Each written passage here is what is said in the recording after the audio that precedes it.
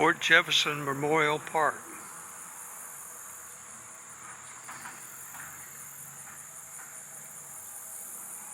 I'm pretty sure this is the Mississippi and not the Ohio.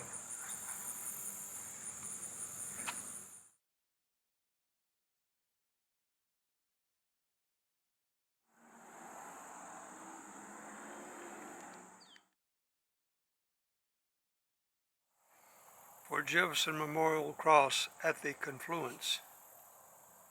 The story of the cross at Wycliffe began in 1937 when a few members of the community choir, spearheaded by Mrs. Noor Geverden, erected a small wooden cross on the hill at the ancient buried city, now known as Wycliffe Mounds Research Center in Wycliffe, Kentucky, purchased by Murray State University in 1981. The highest point along was Fort Jefferson Hill. The cross was completed in April 4, 1999. The water level of the Mississippi is very low because of the drought. They're closed. Lewis and Clark visited here November 18th. The site was built in 1780 by George Rogers Clark as part of an impressive plan of settlement conceived by Governor Patrick Henry of Virginia, later pursued by and named for the governor Thomas Jefferson. The fort was to protect the U.S. claim to its western border and to be a key trading post. It was abandoned in 1781. In 1781, the Chickasaws, led by a Scotsman, Colbert, aroused by the use of their land without consent, besieged the fort for 5 days. Many settlers killed. Those left became desperate for provisions, already low because of the difficulty in reaching the fort. General Clark arrived with reinforcements and supplies. Indians withdrew. The fort was abandoned. William Clark drew a map of the area in 1795 that showed the fort site. One of the first Kentucky positions Fort Jefferson occupied by Union troops after the Confederate seizure of Columbus, September 1861. From this base, General U.S. Grant directed demonstration against Columbus, January 1862. Troops from here joined in capturing Fort Henry, February 1862. One of the 4 river ports in the area used as a Union supply basis for operations in the Western Theater. This was called Fort Holt by the Union, named after a Kentucky man, Joseph Holt, who was a Secretary of War in the Buchanan administration. Troops from Fort Jefferson and Fort Holt were sent to Elliott's Mill and involved in skirmishes and reconnaissance in late 1861. Much of the action seen by both forts involved riverboats. A naval skirmish occurred near Fort Jefferson at Lucas Bend on the Mississippi River, September 9th and 10th, 1861.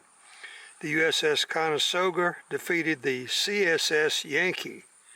It's a Confederate ship named Yankee, but returned to Cairo under heavy sniper fire from both sides.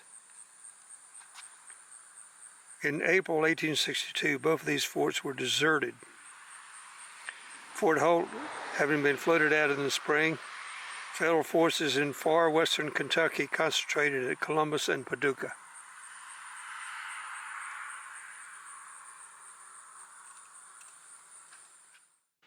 The Ballard County Courthouse in the town of Wycliffe.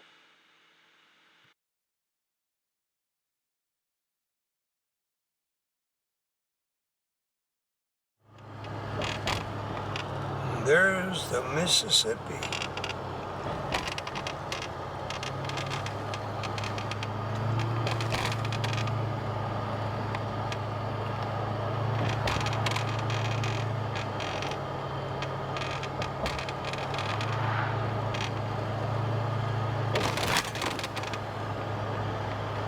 There's a bit of rust in certain joints.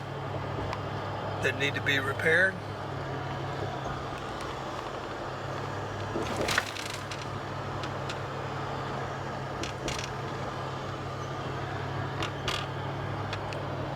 Goes a barge.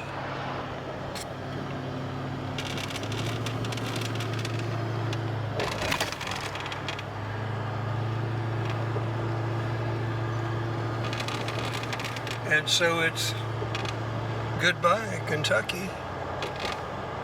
Hello, Illinois.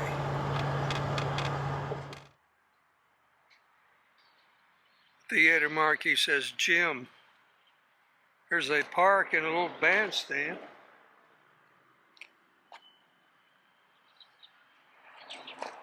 Welcome to historical Cairo.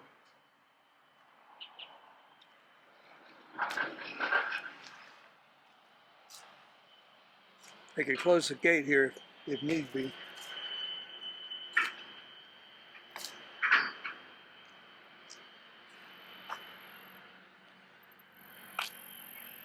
Here are the floods.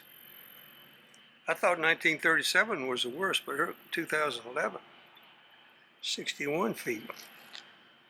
There's the railroad trestle over there.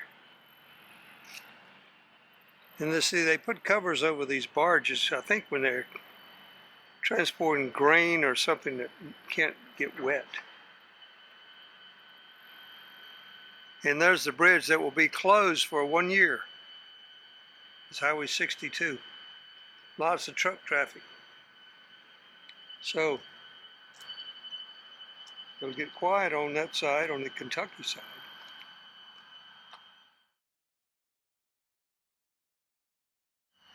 That's a pretty nice portal there. Look, they got sidewalks everywhere, but no buildings. They've been torn down. Look how wide the street is.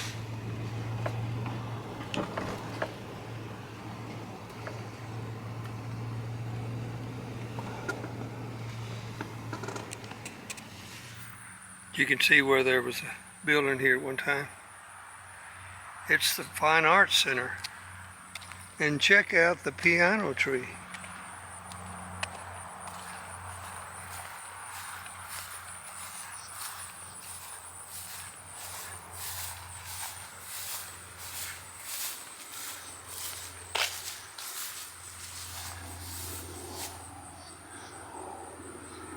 Looks like a kapalta tree.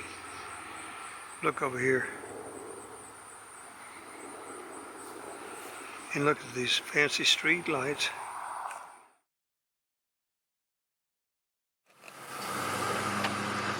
Here we go. Over the Mississippi. So the other bridge I went over on 62 was actually the Ohio Bridge.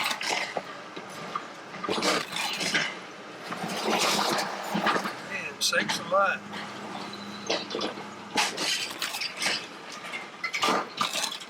Maybe this is the bridge that they're going to close for a year. Sounds like it's about to fall apart.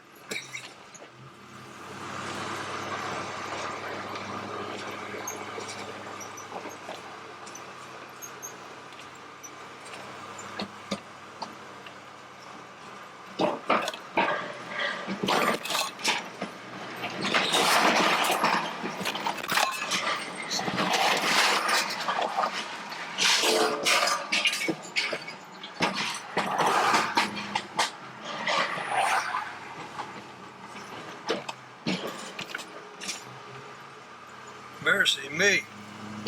Welcome to Missouri. Okay, I'm in Missouri. My second